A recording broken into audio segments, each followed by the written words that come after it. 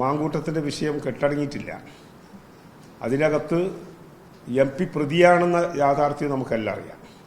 അപ്പോൾ അത് മറച്ചു പിടിക്കാൻ വേണ്ടിയിട്ടുള്ള ഒരു വെമ്പലും ഒരാക്രോശവുമാണ് MP ഇന്നലെ പേരാമ്പ്ര കാണിച്ചത്.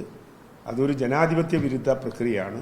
ഒരു ജനപ്രതിനിധിയിൽ നിന്ന് ഒരിക്കലും ഉണ്ടാകാൻ പാടില്ലാത്ത സംഭവമായിട്ടാണ് ആ സംഭവത്തെ ഞങ്ങൾ കാണുന്നത്.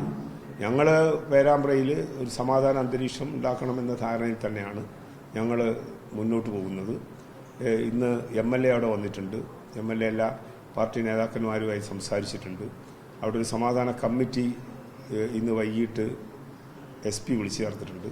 ആ സമാധാന കമ്മിറ്റിയിൽ LDF എന്ന നിലയിൽ എല്ലാ നിലയിലും സമാധാനം ഉണ്ടാകണം എന്ന അഭിപ്രായം പറയാനാണ് ഞങ്ങൾ തീരുമാനിച്ചത്. അതാണ് ഞങ്ങളെ സംബന്ധിച്ചിടത്തോളം ഈ കാര്യത്തിൽ പറയാനുള്ളത്.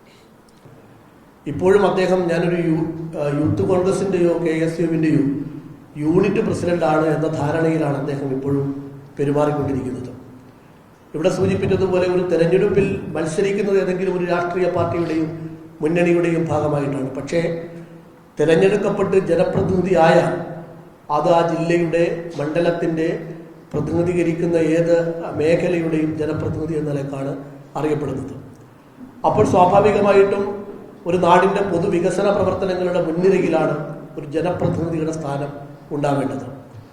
അതുണ്ടാവുന്നില്ല എന്ന് മാത്രമല്ല, വളരെ ബോധപൂർവം അദ്ദേഹം പങ്കെടുക്കുന്ന ഏത് ഇടങ്ങളിലും ഏതെങ്കിലും തരത്തിലുള്ള സംഘർഷങ്ങൾ ഉണ്ടാക്കാൻ വേണ്ടിയിട്ടുള്ള ബോധപൂർവമായ ശ്രമം നടത്തുന്നു.